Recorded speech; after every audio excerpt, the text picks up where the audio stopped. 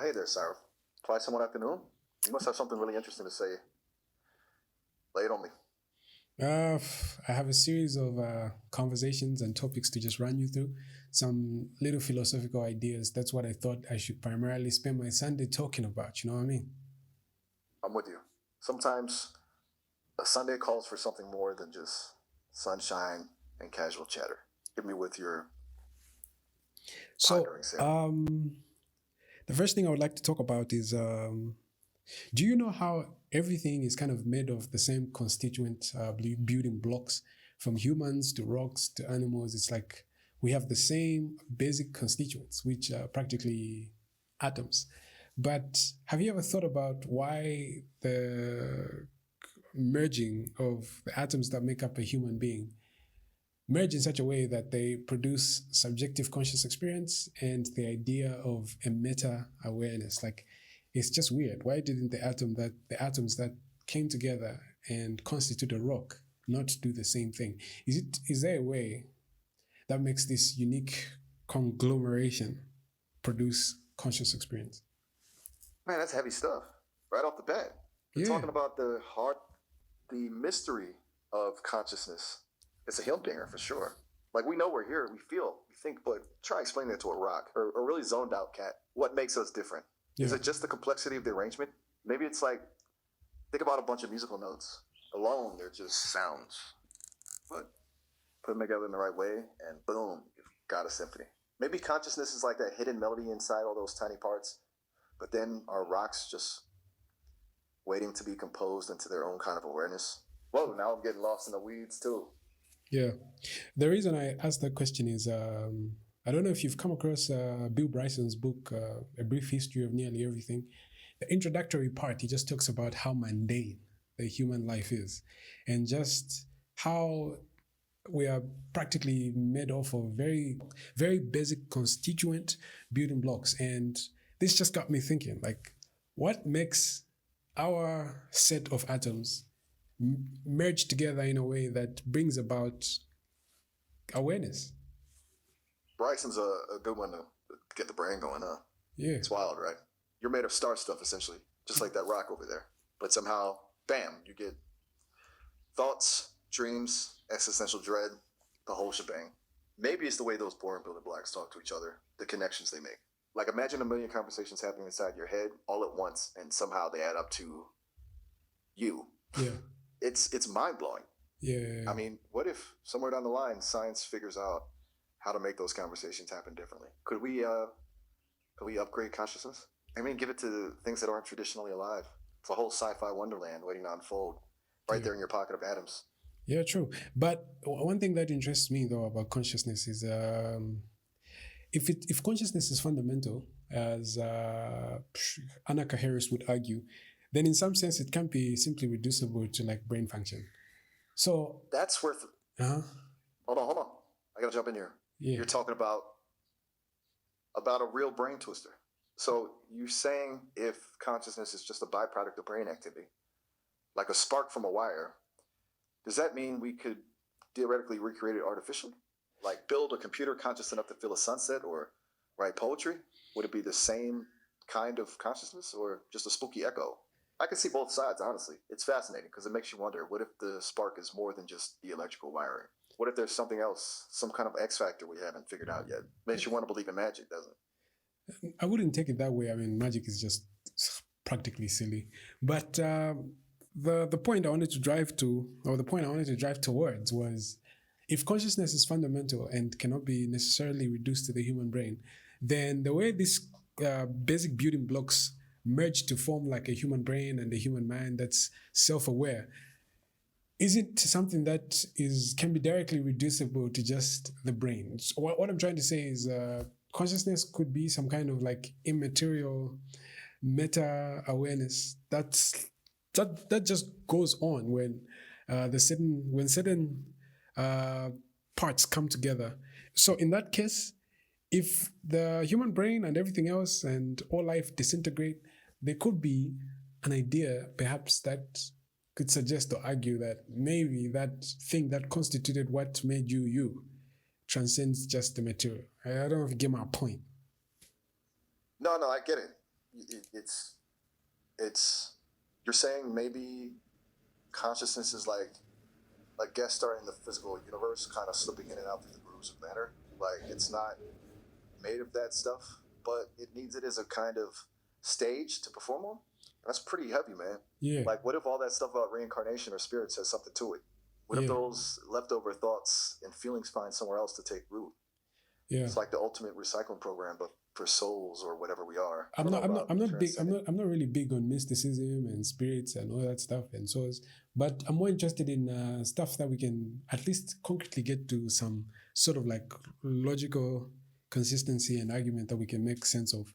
That's why I was thinking of this idea. It's almost as if I had a friend who was trying to argue at some point that consciousness is just simply something that gets tapped into, and the human brain has developed the mechanism with which to tap into a consciousness that transcends that human brain. But anyway, it is what it is. You know what I mean? I think I get what you're saying. You're looking for a model that makes sense, a framework that fits the puzzle pieces together without leaving any weird gaps. Like maybe consciousness is like a radio signal. It's not in the radio, but it needs the right receiver to pick it up. Your brain is the special receiver tuned just right to the frequencies of consciousness. Yeah. It's definitely a head scratcher. But hey, we're figuring it out. Right? Yeah. That could be. Who's ever looked up at the. Yeah, that could be. At the stars wonder. Yeah, that could be one of the reasons. But anyway, to just like branch off to something else. Since we're on the topic of consciousness, have you heard of these crazy near-death experiences? Oh man, those are wild. People seeing lights, traveling through tunnels, meeting loved ones who passed. It's like something out of a sci-fi movie. Yeah. It definitely makes you wonder what's going on in those last moments, those cracks between worlds. I think the issue or the biggest problem with near-death experiences is because they can't argue for anything substantial that's convincing to like a third party. I feel like they're so poorly subjective, and it's almost as if you can't argue against them in any substantial sense. So the best you can do is just say you're skeptical that somebody actually died. Did you really die? Or you're just making this shit up? Yeah. Personal. It's like, I saw this, I felt that, how do you verify something so deeply internal? It's easy to brush it off as a trick of the brain, especially if we don't have any hard evidence. But then some of those stories are just so vivid, so detailed. It's enough to make you tilt your head. Talking to you is a trip, Sarah. Always keeping me on my toes. Exactly, man. As you know, talking about these same near-death experiences, I'm sure you've heard of like different religions and their conceptualizations of what happens to us when we die. Personally, I think all religions, Christianity, Islam, Hinduism, and all these other branches of like religion and spiritism and all that stuff, I feel like none of them whatsoever has like a concrete idea of what happens to us when we die. At best, they're all like probabilities, but nobody knows with absolute certainty what it is that happens beyond the grave. What you think about that idea? You're hitting on something real deep there. Every culture has its own take on the after part, and honestly, they all feel just as plausible as the next. It's like everyone's staring into the same dark room trying to guess what's in there. Some see monsters, some see angels, some see nothing at all. It's kind of humbling, isn't it? Like maybe knowing just isn't the point. Maybe the journey of figuring it out, of wondering, is what makes us human. One thing I don't like that makes me discredit all these people and their narratives and their death, after death explanations is, I don't know why they just don't have the intellectual honesty to simply say they don't know. You know what I mean? Bible writers, Muslim scholars. What's so hard about just saying we don't know what happens to you when we die? We have no idea. That's a fair point. You'd think a little humility would go a long way. And maybe we don't know. It takes guts, though. Human beings hate the unknown. It's scary. These religions, these belief systems, they're meant to give people comfort. They offer a map in a chaotic world. Maybe for some folks, not knowing is scarier than facing the abyss with some kind of explanation, even if it's just a guess. But I hear you. The lack of honesty can be a real turnoff. It makes you wonder what else they're not being straight up about. Exactly, because at the end of the day, for brands of Christianity, or for brands of religion like Christianity, they actually capitalize on the idea of the afterlife. You know, they keep people in a certain loop. Now you're not supposed to do ABCD in this world, in this life, because the better life is coming for you in the next life. I can give you my own personal experience when I used to be a Jehovah's Witness back in the days. So you'd be taught things like don't go to higher learning institutions, don't engage in politics because your government is not of this world. Don't vote, don't donate blood, don't do ABCD because you might slim your chances of making it in a world that comes after death and everything has been sorted down. So it kind of gives you like this experience where people are deprived of their ability to live in the now, because the now is everything that we know of as absolute certainty that it's really happening. We're not in some kind of simulation of sorts, you know. If there's anything that you can take with some level of seriousness, is the present, because you're able to live it. You have a conscious human experience and you have a subjective human experience. You're able to be aware that you're actually living this experience. So why trade it off with an experience that is like not even guaranteed, you know? So I feel that's the bad side of these after death and afterlife narratives that Christianity simply pushes at large. Hey, that's messed up. It's like robbing people of their whole lives, telling them to just sit tight and wait for a reward later. You're absolutely right. This is it. That was all we've got. To me, it sounds like those religions were promising a golden ticket to a better life, but that ticket came with a whole lot of restrictions and missed opportunities. It's like, yeah, I get you, man.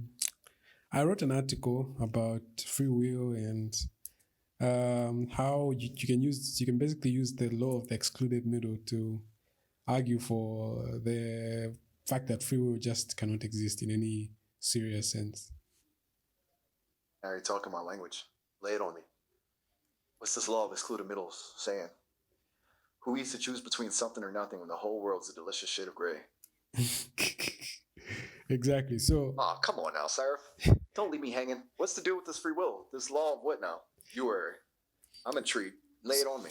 Okay, so the idea is that when people talk about free will, it often sounds like a celebration of human dignity, the beautiful, stubborn belief that I am the one steering this ship called me. But when you slow down, as in really slow down, begin to look closely, brutally, honestly, something strange and unsettling comes into view. The idea of free will seems to, in a sense, quietly fall apart. And not because of some complicated scientific theory, but because of something much simpler, which is what I called the law of the excluded middle.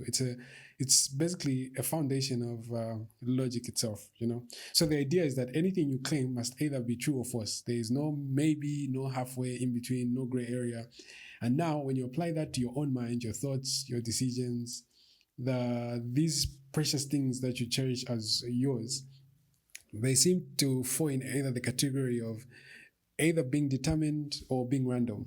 And if something is determined, then if one of your actions arises from a determined cause, then then there's no sense in which you could say it's your action. But if it's random, then you are merely just witnessing it. It's not like you're the originator of your action. Something like that. That's the primary idea undergirding this thought. Okay. I'm following you. So you're saying that cause this law of excluded middle says something got to be either true or false, no in between. It throws a wrench in the whole free will machine. Here's what I'm picking up. Our actions are either caused by prior events, in which case they're not really ours, or they're just random blips in the system, like a spontaneous sneeze, no thought, just happenstance. Tell me if I'm on the right track, because frankly, that kind of messes with my code. Yes, exactly. So maybe just as a way of making this smooth, this flow smoothly, take any decision, deciding whether to stay in bed for 5 more minutes, deciding whether to get drunk or not, or choosing who to marry, picking what to say next in a conversation or anything. How you have to ask yourself, was that decision determined by something or was it not? And then the other option is the way you can come down to answering that question is the first possibility is it was not determined by anything. It sounds nice and that's your freedom. Chill. Let me just break it down properly. The first possibility is that that wasn't determined by anything and it feels more like freedom. And then the second possibility is that it was determined by something. And maybe this could be your brain's wiring, your childhood experiences, the caffeine you drank in the morning or anything. And that too feels like it's coming from somewhere, you know? Or you could simply say it was just random. And if it was random, then there's no sense in which you could say that you are the originator of that decision. You know, you get my point? Got it. Like, if your choices are just pre-programmed responses to your environment or random hiccups in the system, where's the you in that? It's like you're just playing out a script or a deck of cards is dealing your life out one hand at a time. I get the head bendy tension here. Yeah. It's almost like eating a delicious plate of mystery meat. Gotta appreciate the taste, but So yeah, what am I actually yeah. So the idea was that we are either the products of endless causes beyond us, or we are tossed about by randomness we cannot command. Either way, the story we like to tell ourselves of being autonomous pilots of our own fate turns out to be false. So that's the argument. It's either every choice that every action that we do is springing up from a determined chain of causation, or it's a random action. It can just either be one or the other. And because of that, in a sense, at the end of the day, it just seems like we're merely witnesses of the wave and not the people causing the wave. Whoa, you're really laying it on thick, Sarah. A witness of the wave, huh? Kind of takes the wind out of your sails, doesn't it? But wait, if it's all just cause and effect or a cosmic dice roll, where's the room for change? I mean, if I'm just a product of circumstance, can I really choose to be better? To break the script? This feels heavy, man. You're bringing up some big, what other kind of heady stuff have you been reading lately? Okay, Any other books by Harris you'd recommend? No, I don't want to talk.